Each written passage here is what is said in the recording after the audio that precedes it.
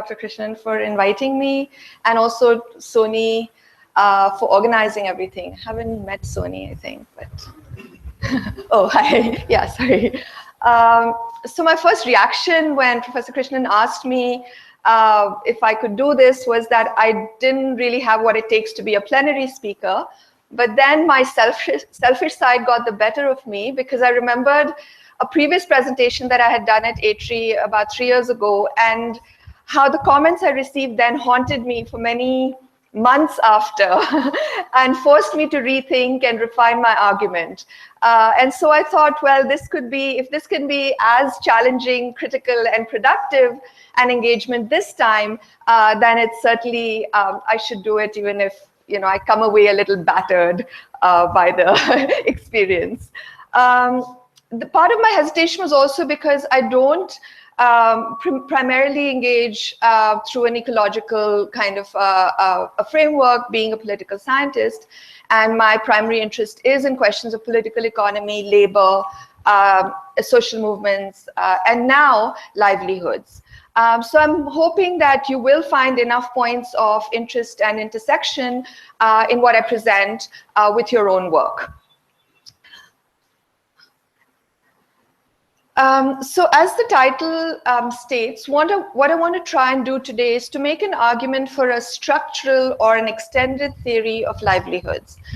This is something that my colleague Gayatri Menon at Azim Premji University and I have been working on over the last year and a half or so. And some of it goes back a little longer than that. And so I draw a fair bit from a joint paper that we have that is currently under review. Our interest in livelihoods came from what is a central concern of the present in India and globally: the evidence of what is called growing precariousness. And this Professor Krishnan referred to when he talked about other work that I've done in the Canadian context that also looks at increased precariousness of labor. So it seems to have a kind of international, transnational, it's a trend that has resonance across the globe. And it's increasingly being argued that processes linked to neoliberalization, such as accumulation by dispossession, which is a term you'd be familiar with from David Harvey, failed agrarian transition, and jobless growth have rendered ever larger populations surplus to capital. With dispossession from the direct means of subsistence, the failure of the generalized capitalist system to provide a living wage, and the retreat of state provision, even in the heartlands of the capitalist welfare state, precariousness has come to be the defining condition of the present, as represented even earlier by Jan Bremen's work on wage hunters and gatherers, and more recently by his writing on paupers and pauperization, as well as concepts like Guy Standing's work on the precariat. So he's written also extensively on the rise of kind of new class that he labels the precariat. At the heart of this crisis of precariousness, we feel, however, is not wages specifically or even employment, but the means of living themselves. And so we turn then from a focus on precariousness to what might be seen as its obverse, which is livelihoods. More than anything else then, what we feel we have is a crisis of livelihoods, and this crisis has multiple origins. Oops, a bit of a problem of not printing this out. So much of the discussion about this growing precariousness or precarity has taken place within a political economy framework organized around the nature of neoliberal and global capital, the non-absorption of labor, and the structural conditions for displacement and dispossession. Running parallel to this is the livelihoods framework in development that has evolved since the 1990s, which has tended to focus largely on rural livelihoods and on assets, opportunities, networks, and agency. These two parallel discourses have largely failed to speak to each other, creating, as I show below, both an inability to embed local adaptations within larger structures, as well as to imagine alternatives. And neither the political economy approach nor the livelihoods framework pays significant theoretical attention to other important aspects of work and life, such as, and I highlight three, the question of social reproduction, which I'll define later, questions of social identity, such as caste and the relationship of caste and livelihoods, and ecology, of course. So in advancing what we call a kind of extended or structural theorization of livelihoods, our aim is to bring together disparate bodies of theory, and in doing so also to bring together areas of life that are usually considered separately, such as labor, land, commons, ecology, social reproduction, social security, caste, humility, and dignity. I think I can have a slide to...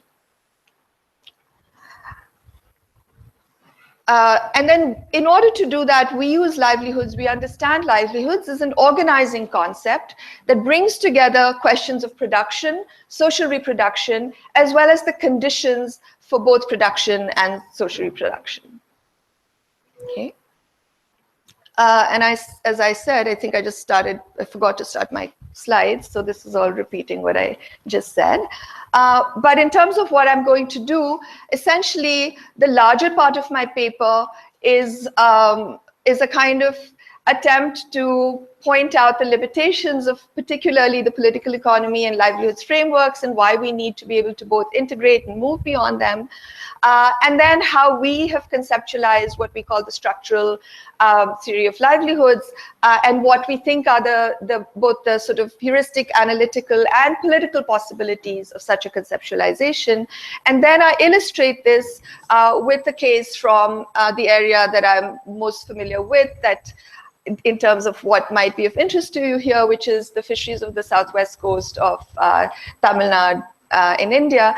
And if time permits, a brief illustration also with the case of the garment workers in Bangalore. Our work is actually primarily in developing this sort of conceptualization has been in Bangalore and with urban livelihoods, but it's still preliminary there, whereas I know the Kanyakumari case better, so I would find, I thought that might be a better illustration. Okay. So then just a kind of dictionary definition as a sort of starting point, and to give you a sense of how expansively one can think of this concept. The dictionary, the Old English Dictionary, but also if you think about various Indian cognate terms like Ajivika or Jivanopai or Jivanadhar, etc., they all suggest they suggest, of course, the means of life, but implicit in some sense is the idea of a kind or a manner of life or a way of life. And then when you talk about a means of life, it would include a source of maintenance, sustenance, food, nourishment, which could come through an income, a revenue, or a stipend, but it could also come through other ways such as property and inheritance, etc. And I'll expand on all of these terms, of course, for instance, property. Right? So from this, you could think about livelihoods as a way of life, and all of these things, wage or income, property, which would include things like a home or land or homestead for small rents, other kinds of property such as tools, vehicles, as well as, of course, common property and access to common properties guaranteed either by custom or by law. We would also include things like state provision of income and other basic needs. And here one could think about, and I was just talking with Professor Lele about how it could include other things like provision of water, other utilities, and so on. And then social networks of different kinds, which may be inherited or which may be achieved through your own work, and which support production, and which also support social reproduction. Okay. So what we do is that we locate our conception of livelihoods firmly within the structural context of capitalism, whose logics have been best understood by Marxist political economy, and which is why we draw substantially from that approach. According to Marxist political economy, two broad logics are of particular relevance to thinking about livelihoods. First is the assumption of a transition out of agriculture with increased differentiation and proletarianization. So the fact that there is through processes of increased commodification, enclosure, and operation of markets and advantages of scale, a process where you have a growing class of landless, proletarianized, as well as a class of larger, more successful, market-oriented middle or large farmers. And second, the emergence of a class of what Marx called free wage labor, which is free from its social relationships, free from other kinds of social identities that tied it to particular lands or to particular kinds of work context, and was therefore, and it was left with nothing except its labor, which it was now free to sell in the market. Okay, so this was, and the wage relationship then is the central contradiction and the means of accumulation within capitalism.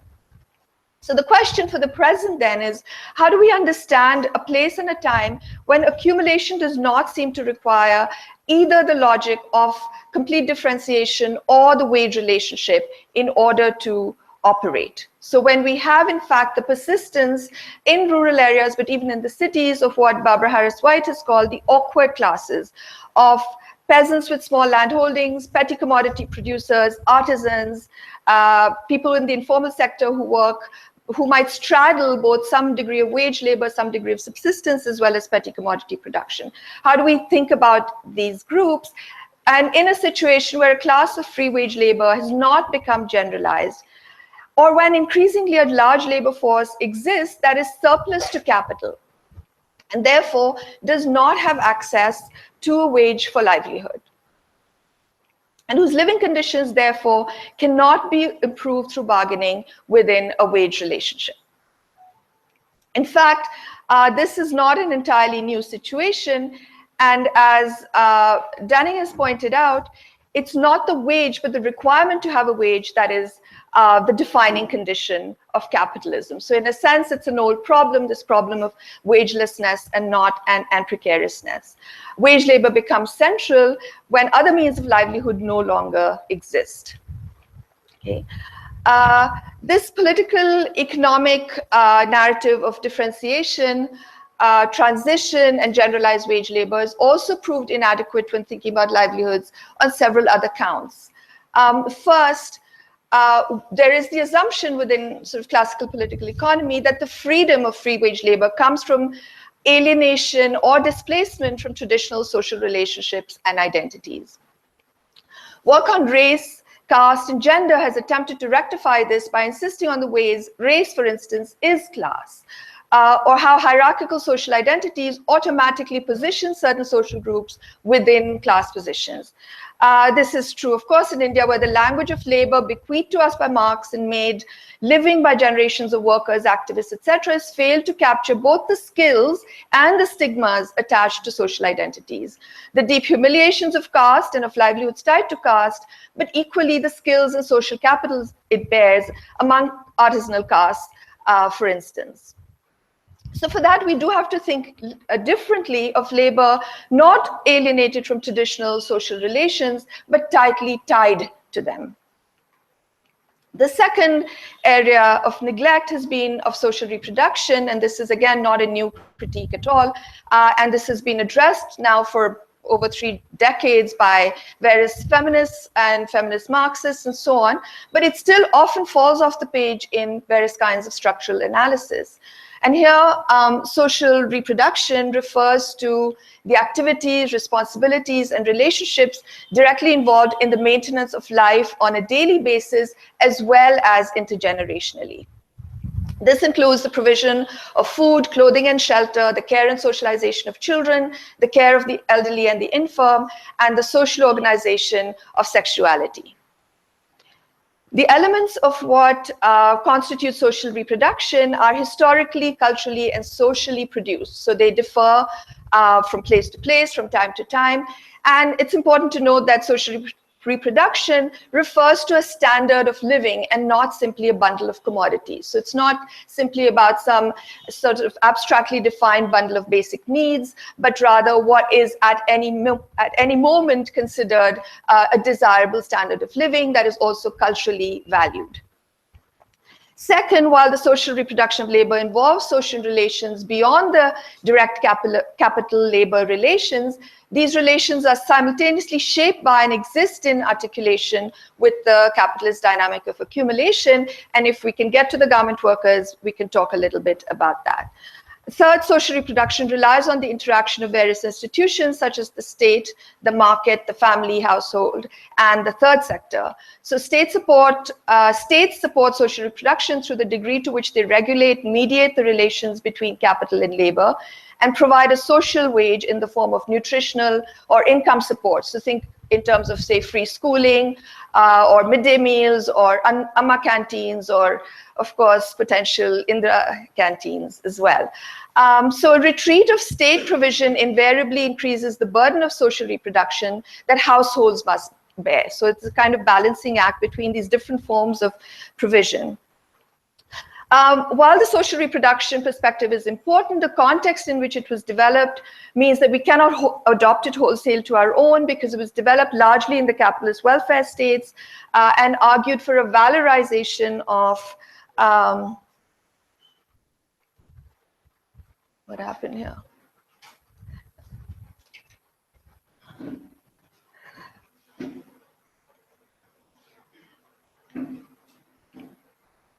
Well, it argued for the valorization of unpaid domestic labor, counterposed to wage labor, which was seen as the main form of labor, whereas in fact in the global south, we already have the coexistence of many different kinds of labor, waged, unwaged, based on the common subsistence labor, labor tied to caste identities, etc. So while important, there are limitations. There are other cognate approaches, such as the subsistence approach, developed by feminists like Maria Mies and Veronica von Benhold, which looks again at a subsistence production, but there are reasons why, and I won't go into that here, but with the fact that it isn't interested as much in wage work or in historical standards, historically achieved standards of what are called living standards, or so it's very much tied to sort of what they see as basic needs production, and so in some ways limited. There is more recently and theoretically generative has been Kalyan Salyal's outline of what he calls a needs economy, or a livelihoods needs economy, which he understands in terms of the articulation between the space of capital, characterized by a logic of accumulation, and the space of non-capital, characterized by a logic of need, which he describes as a livelihoods need economy. But again, this has the problem of creating a space between needs and accumulation, capital and non-capital, which we resist as being empirically and theoretically unjustifiable. And one can say more about this if people want, but I won't go into him in particular right now. The third area in which there have been attempts to redress what was seen as the kind of absences or oversights of classical political economy was, of course, with reference to the ecology. But again, there's been many decades of work now to restore to Marxist political economy the interaction of political economic logics and ecological boundaries or limits.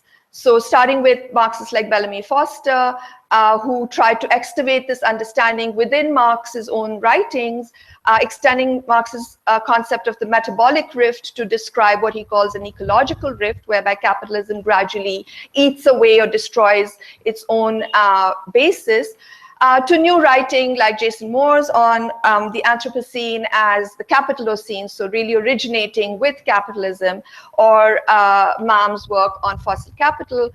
There is this understanding that there is a close relationship between what we see as declining natural resources, the natural substance of society, and capitalism as the dominant structure of the present.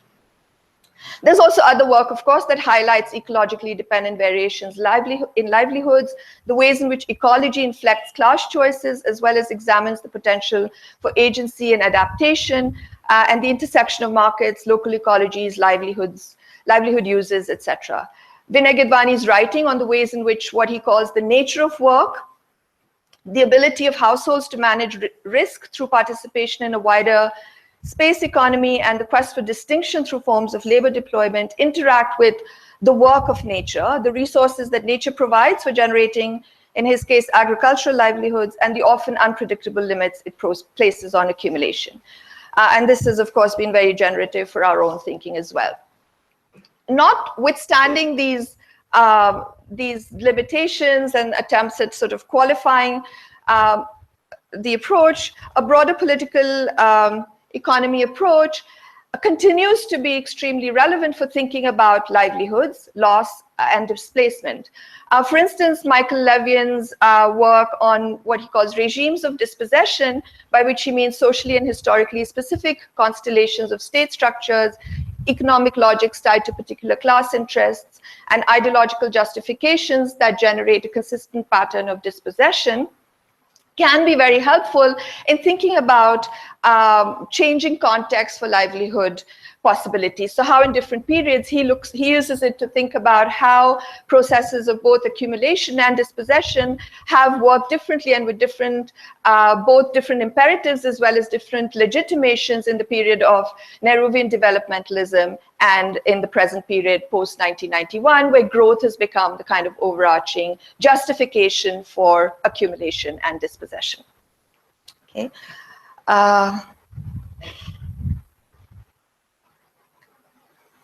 Okay, so having laid out some of both what we take from as well as add to a kind of standard political economy, I move on quickly to take us through the standards livelihoods framework, because in a sense what we're trying to do is bring these two together. So the livelihoods framework, which emerged within development, research, and practice. Why does it do that? Because I'm not using it enough. Anyway, this framework has it emerged in the 1990s, although it has a longer genealogy in fields ranging from rural development to agrarian studies to even political ecology. This framework takes practical household agency within distinct socio-ecological contexts as its starting point, rather than reading transformation of global political economic structures. Within this framework, a livelihood system is defined as comprising the capabilities, assets, including both material and social resources, and activities required for a means of living. Livelihoods rarely refer to a single activity, but include complex, contextual, diverse, and dynamic strategies developed by households to meet their needs. Yeah.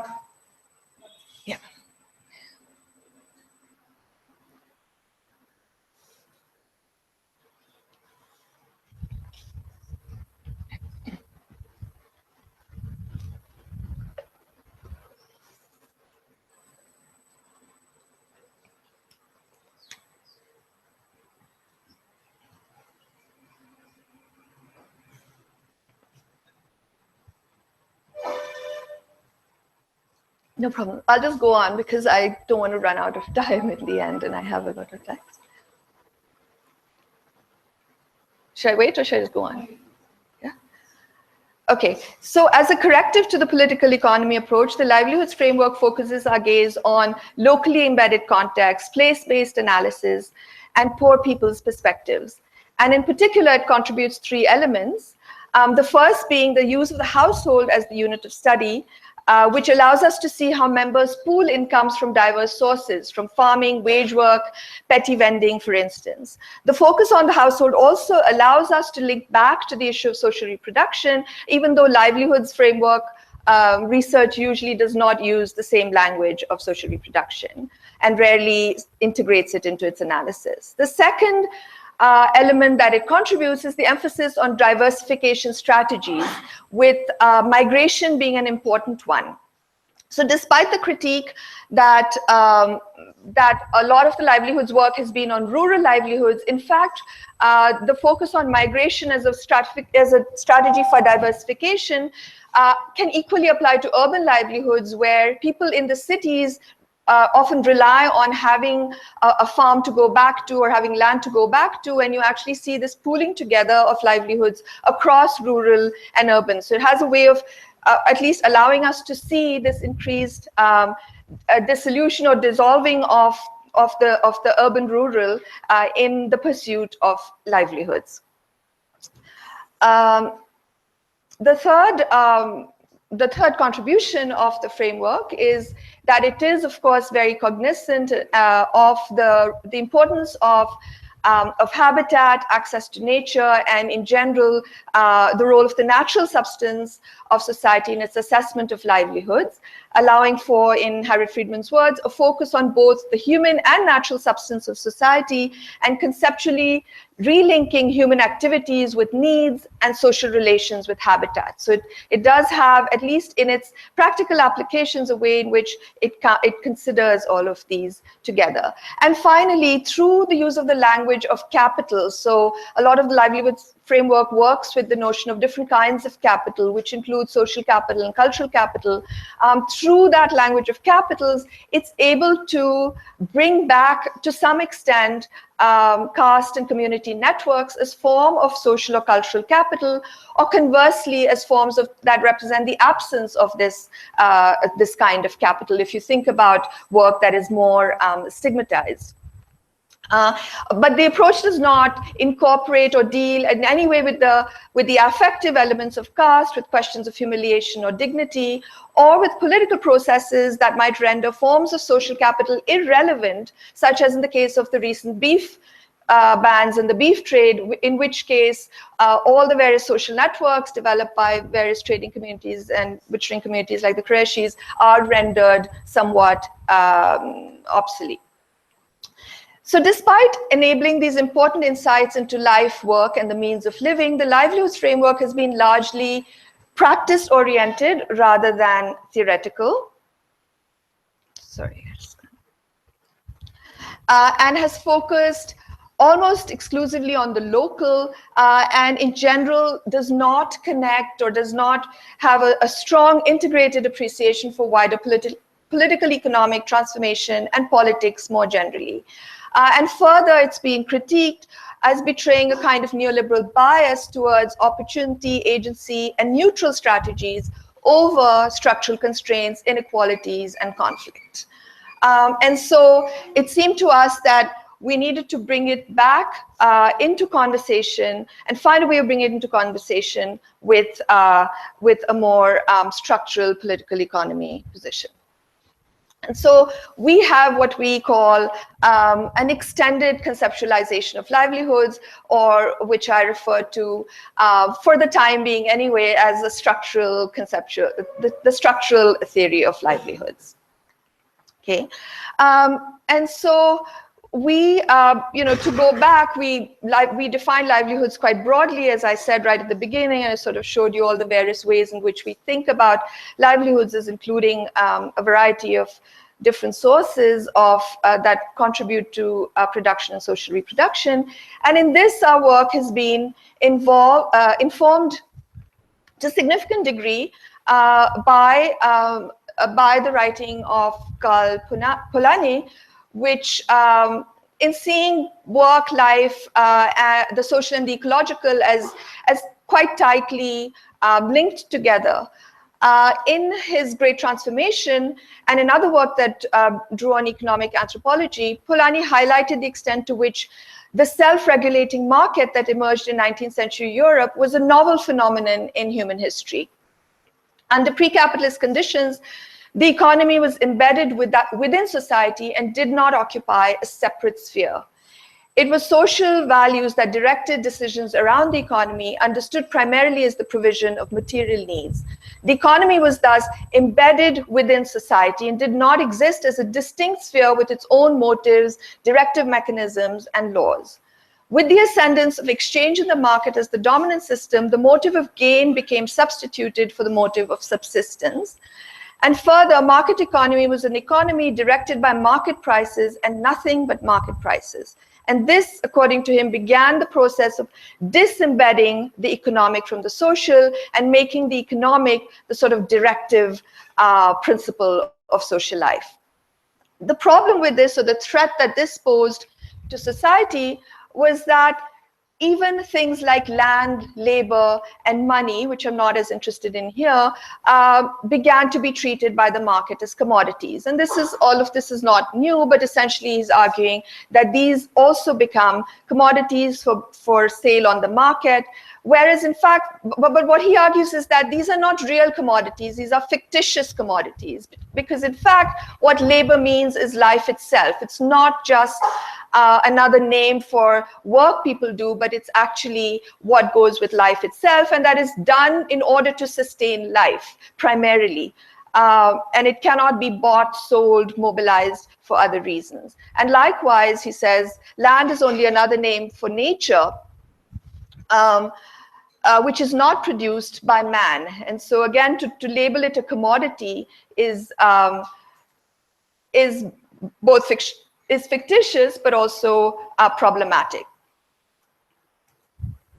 And so for him to include these fictitious commodities in the market is to subordinate the substance of society itself to the laws of the market. This fiction cannot be maintained for long, to allow the market mechanism to be the sole director of the fate of human beings and their natural environment would result in the demolition of society, both in terms of the commodification of labor power and how it affects the individual, as well as with the commodification of land, which he wrote very nicely, where nature would be reduced to its elements, neighborhoods and landscapes defiled, rivers polluted, military safety jeopardized, or strengthened, I guess, the power to produce food and raw materials destroyed. So there is, this is his sort of attempt then to argue for why these things cannot be thought about as commodities primarily, but are really part and inseparable of life itself. He further goes on to say that the self-regulating market affects different individuals or groups in different ways. So whereas farmers might be affected by it through processes of commodification of land, through processes of marketization of both inputs and outputs, or fishers are affected also again by different ways in which marine resources become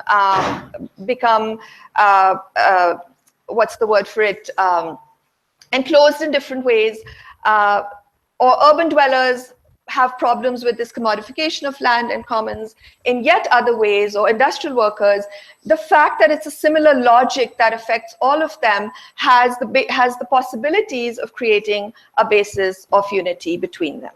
So we draw on Polanyi to give this sense of these sort of possible commonalities, even though what we see as loss of livelihoods is caused by different things, by loss of commons, or by inadequate wages, or by withdrawal in the case of Bangalore garment workers, by not withdrawal, but changes to the employee provident funds. So we try and think of all of these as ways in which livelihoods are affected, which might eventually have a basis of bringing people together. So in our conceptualization of livelihoods then, we include first of all, of course, multiple kinds of work and work relationships. So not restricting ourselves either to wage labor or to petty commodity production or simply to subsistence labor, but to recognizing that the same person at different times or different people in the same household could actually be engaged in these different kinds of labor positions. Likewise, also not focusing only on the informal or the formal, again recognizing that these are rather porous distinctions where people go back and forth, the same individual or members of the family, or the same kind of work which was once unionized and formal government jobs become contractual jobs and move into the informal sector. So even the same work slides between being formal and informal, or between what is called needs production for needs and production for accumulation, where keeping our focus, of course, only on what Bernstein has called classes of labor, it's not that easy to make these kinds of strong distinctions if we're not focusing on classes outside these broadly defined classes of labor. The second thing that we are attentive to is the importance of both of the ecological context, both in terms of resources as well as in terms of adaptations, limits, and so on. The importance of social reproduction, including such things as rest, leisure, health, and social life. Questions of both stigma and skill derived from the close association of livelihoods and social identity, and the ways in which livelihoods in the Indian context in particular is is segmented into a kind of hierarchical arrangement because of the existence of such a close association of caste and livelihood. What is important for us is a focus on practical activity, in that we are interested in looking at how people are piecing together livelihoods in this period of precariousness, and that focus on what people are doing, the agency of actors and households is central to our work on livelihoods. And then we're looking broadly at conditions of both production and reproduction. And this, as I'd indicated before, could be ecological conditions available or created by custom, such as access to commons or access to certain relationships which might assist with social reproduction, as well as state provision of all kinds, including things like provident funds, social security, and so on. And finally, we do try and keep, as I'll try and show in the case of the fisheries, very much a focus on the importance of place and on the variations that exist across place in thinking about livelihoods. Okay, sorry. We see this conceptualization as having both heuristic and analytical value. We see it as useful as an alternative to distinctions such as formal and informal that we feel are inadequate to the present. When in the Indian context, for instance, some 92% of all workers are located in the informal sector. So to talk about it as a sector is really misleading, and it might be more useful then to take this as the norm from which a lucky few escape, and not always permanently, to better stable jobs. And further, of course, as numerous empirical studies have shown over the years, the distinction is a very porous one. The second thing that we feel this gives us is that we're able then, when we focus on how livelihoods are actually put together, to open up notions that are otherwise seen as fixed and uniform, of worker or peasant or trader, urban, rural, because when we actually start talking to a lot of people in terms of how they create their livelihoods, we find that they do constantly straddle many of these kinds of positions. But of course, implicit is in our usage is a focus on what Bernstein calls classes of labor, that is, those who depend directly or indirectly on the sale of their labor power for their own daily reproduction in some form. So we're not, we are focused not on kind of IT professionals as an example, but a different kind of socioeconomic category. We also feel that even when thinking about pauperism, and this is something that Bremen has highlighted, is now such a sort of vast problem in the Indian context, where large numbers of people are migrants, wage hunters and gatherers, with very little to live on. Even in these conditions of bare life, a concern with livelihoods allows us to see, as Dunning says, that bare life is not without practical activity. Even in the most destitute of conditions, there are ways in which people are attempting to piece together a living, and this, again, not necessarily a good living, but still something that is important to understand, and also allows us to attend to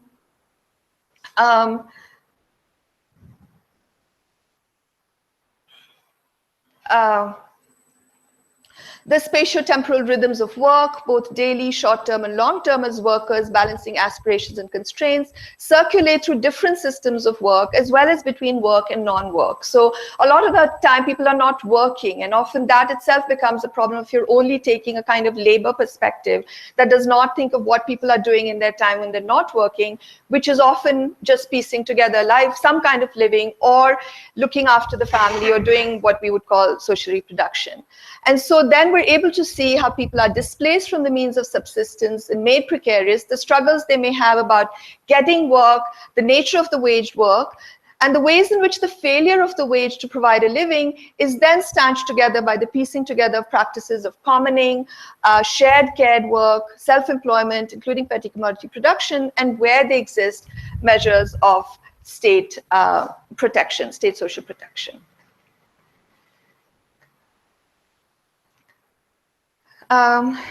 Of course, there's lots of potential limits that we're only too aware of, and I'm not going to expand on my own limitations, but I'll just indicate what might be some of them, which is, of course, that if we are trained, so we're training our gaze so much on how people are making their livelihoods and under what conditions, there is the danger that we may or may not be able to make broader arguments, that we may become so much talking about diversity based on place, diversity based on different kinds of ecological contexts and so on, that it becomes difficult to make larger theoretical arguments. And likewise, it may be harder then to determine the more important from the less important factors in any kind of change, right? So if there's loss of livelihood, what is it? Is it lack of skills, lack of education, closure of the commons? Is it the fact that no new jobs have been created? How do we identify what is in fact the driving factor? And I would argue that it's possible. And of course, any kind of careful work would tell us that, but it does open up that possible danger. And the danger of becoming caught, of course, in a lot of detail, which may detract from larger kinds of theorizations, although I personally am not particularly worried about that at the moment. Okay, so I have 5 minutes, 10 minutes, or how much time do I have? Because we need time, 10? Okay. So what I'm going to do is to go back to this case that I'm quite, that I've spoken about before in A3, and I feel like this, you must think that's all I know about, but it's not. I know a few other things. So anyway, this seems like a good case to illustrate this use of the livelihoods framework. So what I'm trying to do here is, in the case of the fisheries, I'm trying to elaborate now or apply this structural theory of livelihoods to address both the conditions of loss of livelihoods, adaptation, new livelihoods, as well as the resources, practices, and politics deployed in seeking livelihoods or in resisting their loss. Okay. So influential writing on the fisheries in this region anticipated class differentiation, proletarianization, and simultaneously resource depletion. So people, well known, for instance, of course, the work of John Kurian starting from the 1980s onwards, anticipated these kinds of shifts. And while the resource depletion has certainly come to pass, trends towards the other two processes are somewhat more mixed. Why is this so, and how to understand fishing livelihoods in this region? I'm not going to give you a kind of full account, but what I am going to give you is a kind of schematic picture in terms of how we might think about the changes in this region in terms of fisheries livelihoods. First of all, it might be possible to think about transformations in the fishery in terms of three broad regimes of dispossession, drawing from Levian, or more broadly, regimes of accumulation and dispossession tied to them. So the first would be fisheries modernization, starting in the 50s with a strong state interest in providing certain kinds of subsidies for motorization, later on mechanization, and some degree of modernization of technology. The second kind of trend that you start seeing by the 60s with the opening of markets for shrimp in particular, and then later on with opening of markets for other kinds of fish as well, global markets as well as distant national markets, is more market-driven growth, as well as fishermen adaptation and innovation to respond to that growth. Which had its own kinds of consequences, as many of you will be aware, in terms of the kinds of technologies adapted, the implications of that technology for resource depletion, and so on. The third kind of shift, the third kind of period we might think about, or phase we might think about, is the present, where we start seeing not only processes occurring through the modernization of the fisheries directly, but through the value attached to coastal lands for other kinds of purposes. And in this region right now, the issue that's quite predominant is the issue of the taking of large tracts of land for the construction of a transshipment port near one of the villages. But in other places, tourism, highways, and other kinds of uses for the land. So each phase then can be understood in terms of the state's role in this phase, as well as the kinds of justifications that is used to enable and to bring forward the changes. So starting in the early post, early planning period of 1950s, you had the language of assisting poor fishermen to improve their productivity in order to bring up income somewhat, food security.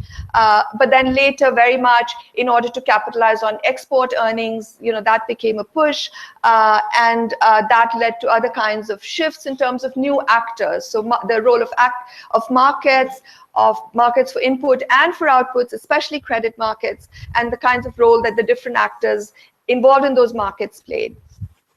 We may also think then, of course, of how the ecological basis of livelihoods changes under each of these three phases, where you start a period where, in fact, there's relative abundance, but also non-harvesting of various kinds of species, and also a kind of geographical limitation in how far they were harvested, and moving towards much more efficient, much more widespread, and very rapid kinds of forms of extraction and decline, but also other kinds of impacts that may affect livelihoods that are somehow ecological in nature.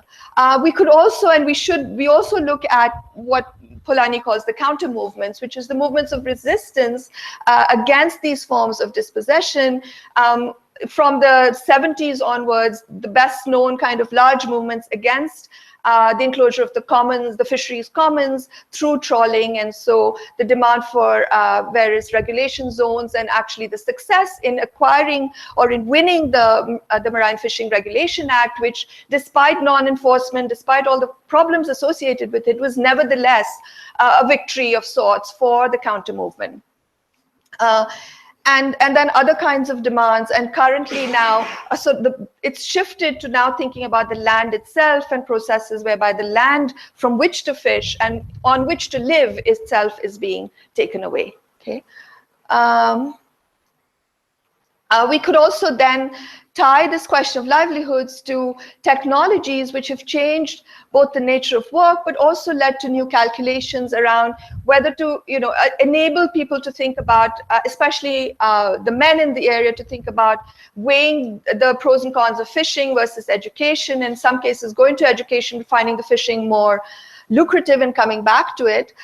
Technologies is also driving up costs, but technology is also tied not only to imperatives of improving and increasing production, but also tied in other ways to questions of caste identity and what it means to adopt modern technology, and what it means to actually be a fisherman on a fast boat using an echo sounder and using a cell phone. So there are other kinds of reasons why technology carried a certain kind of weight, which went beyond the fact that it was, of course, being pushed by both the state and the markets, and had immediate impacts in terms of increasing productivity. One might then think also in terms of sources of capital and where these kinds of sources of capital have come from, but also how they've translated into household subsistence and livelihood strategies, because one of the things that we're seeing is that there is, despite some new entrants and some talk about new bank credit and so on being available, largely the forms of credit used, even for the very expensive new craft, it continues to be money lenders, continues to be family sources, and also continues to be, a lot of it is raised still by women through social networks. So it is about pawning gold, pawning jewelry, bringing bigger dowries, as well as through what one might think of as a kind of microcredit revolution, where women are juggling loans between 3 different self-help groups in order to raise credit, often for subsistence, social reproduction, weddings in the family, building a house, and so on, but sometimes also to put towards acquisition of a new craft, and so on.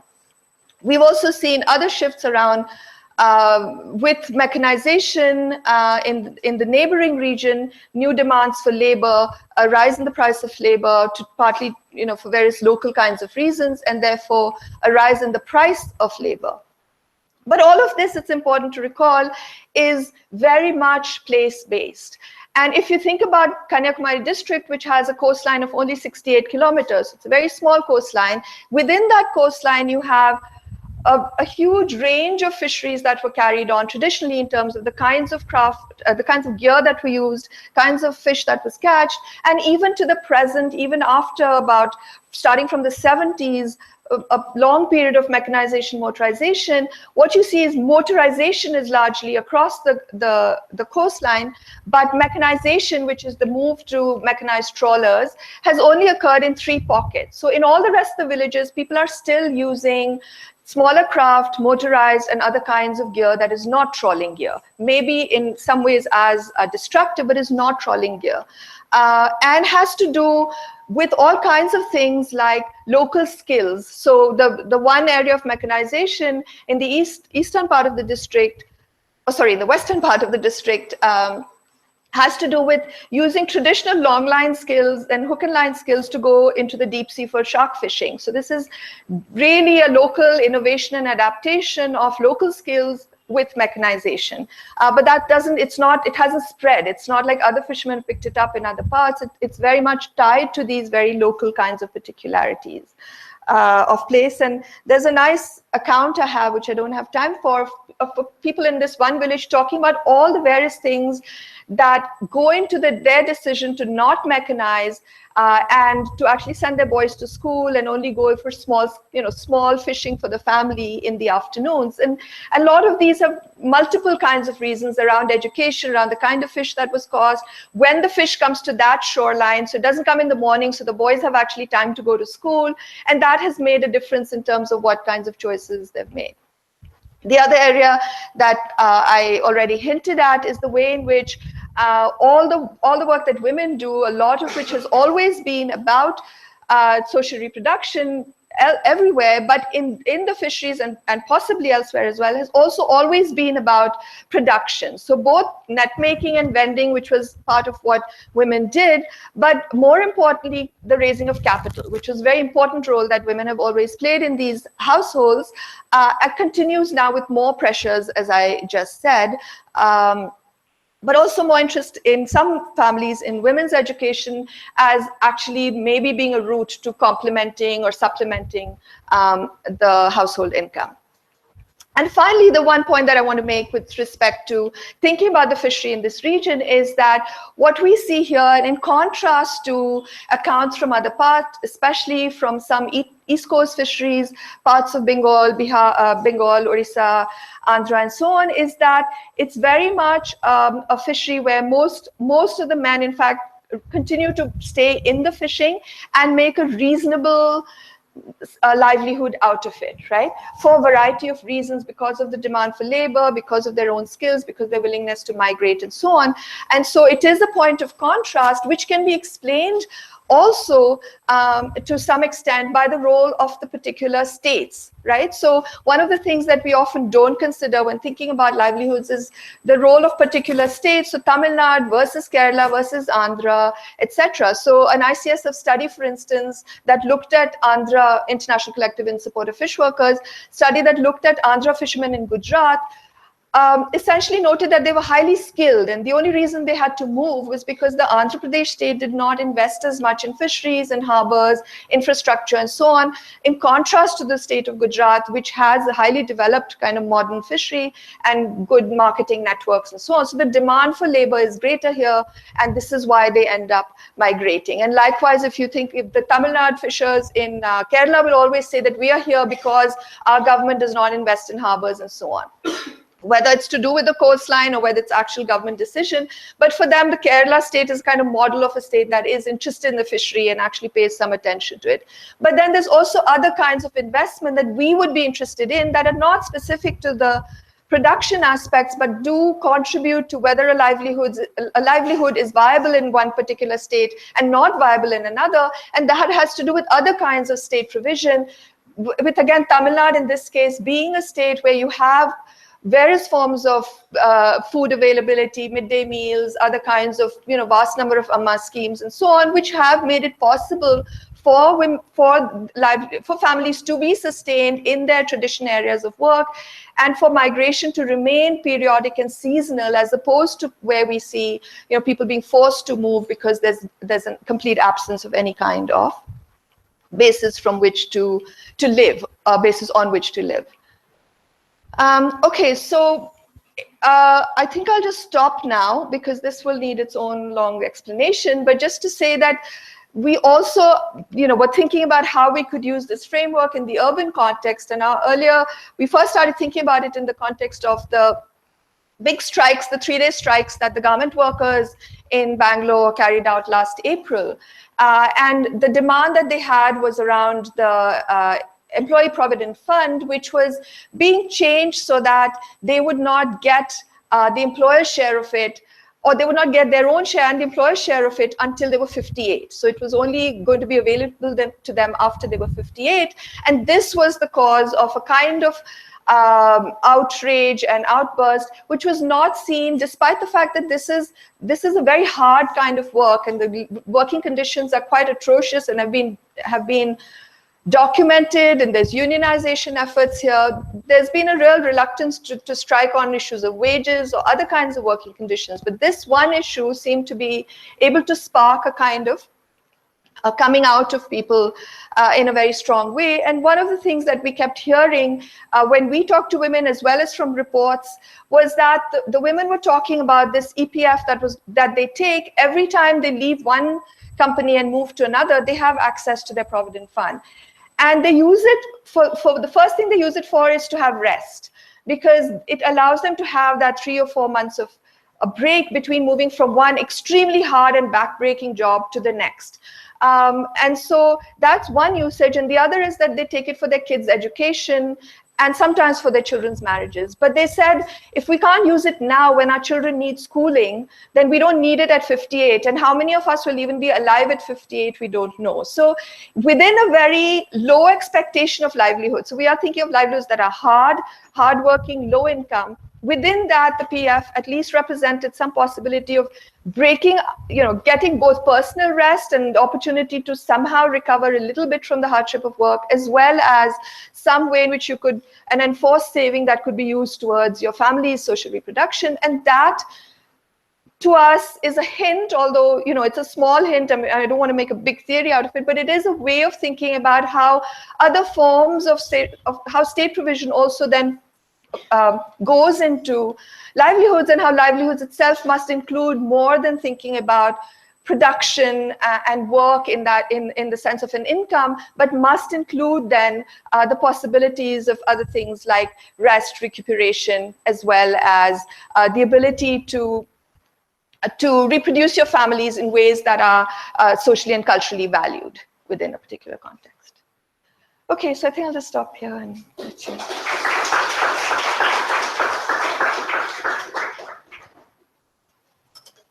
So we have time for 2 questions.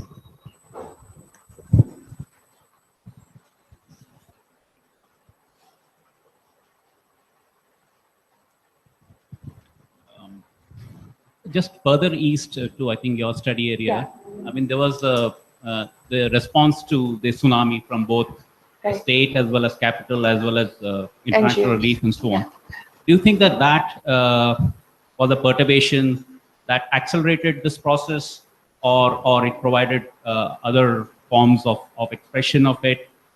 Just because there are probably, I mean, it was considered a big perturbation in many ways. So. Of livelihoods in general. Yeah. Okay. Should I answer? Yeah. I mean, I think people experienced it as a real kind of immediate loss of livelihoods, right? And a perturbation, as you're saying. But at the same time, as you're also pointing out, there were all of these other actors that entered the field at that point. So in the end, I think what happened, and here this would be an interesting case for thinking about livelihoods, is that you move away from one form of what was the dominant form of livelihoods to shifts which involved new kinds of craft being given, more technology being provided, and new kinds of nets being provided, and so on. But not all the fishing families getting equal access to them. So it became a way in which certain forms of differentiation did occur at that point. Some were worse hit, some benefited from what was given by the state or by international relief organizations. The other is, I think, it just created a lot of new networks and a lot of new aspirations in a way that was not always tied to the old livelihood. So it was also kind of it was a social dislocation that it generated, from which I'm not sure that there has been a recovery, or it has contributed to a sort of process of differentiation within the regions where it occurred, and some forms of exclusion and new forms of wealth for some, and so on. And there's constant talk, of course, of the degree of corruption that existed in the ways in which these resources were distributed. So I think it's an interesting moment, but it's also a particular disruptive moment that makes for very particular kinds of case studies, but then doesn't always work for if you're looking at kind of slower or longer term and more things that are not generated by sort of one moment. But the other kind of disruption, of course, is demonetization, which is something that would be interesting to look at from the point of view of how people managed in the circumstances of demonetization. Or I guess in livelihoods that are disrupted by the politics of beef, then this is a major disruption, and how do you work around it and create some other kinds of alternatives, and how does that vary from place to place or state to state and so on. I mean, those are other kinds of disruptions one can imagine that are not ecological but are political in some sense. Yeah, so I don't know if that's kind of an answer, but it's an attempt. Hello, yeah. It's a wonderful talk, Aparna. I'm kind of looking forward to read that paper when it comes out. I just want to start with just one question with your last slide, right? Yeah. About garment workers, yeah. Things they value in life. So it's not just about income and money. Right. It's about rest, recuperation, right. pursuing arts, whatever, right? Yeah. So yours was a wonderful critique of why the livelihoods framework suffers from. It's an agentic theory, right? Suffers from what of a linkage with structure, larger structural forces. But I'm thinking there can also be a critique of the agentic model, which the livelihood theories is, using other agentic models. For example, the capabilities theory, which you mentioned, capabilities, but I was the capabilities theory, right? Both are agentic. Yes. But if you look at, you might think they have very similar common concerns and they can be critiqued commonly, but no, but I don't think that is the case, right? Because the livelihoods framework, whether it's in a development context or in a sustainable development, conservation context, whatever, it's so neo-Rawlsian, so income and money based, right?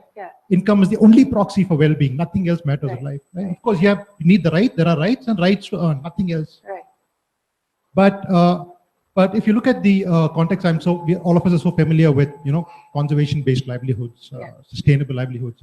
If you look at it from a capabilities approach, which is about human functioning and kind of opportunities and freedoms to pursue what you value, sustainable livelihood, it's a misnomer, right? It's an unfreedom, right? So I was just wondering if it could also be critiqued. It's an agentic theory, but it's an incomplete agentic theory. You know what I'm trying to get at? Right. Of course, there are structural critiques. Sorry, the livelihoods. No, which one is the livelihoods framework? Yeah.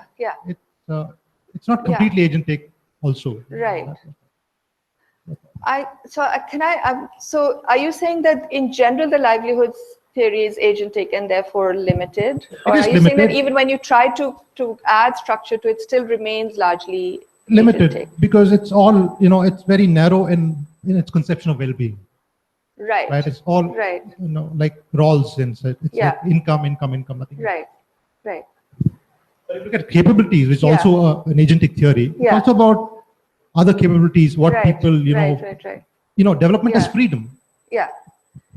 Yeah, so you're saying that by adding another agentic theory or approach, it could be valuable and it could actually contribute to broadening it. I agree that there's ways of thinking about agency that don't limit agency itself to thinking about incomes and so on. And it is about freedoms and capabilities.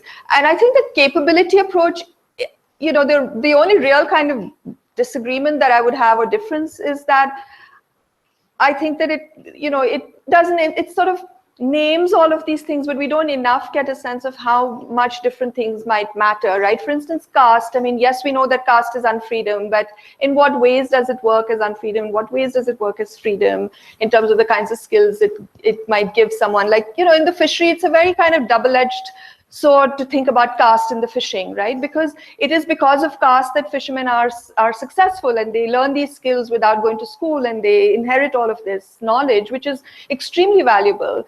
And on the other hand, then because there's no other opportunities, they're restricted. They come back to these caste livelihoods, which are also not highly valorized livelihoods.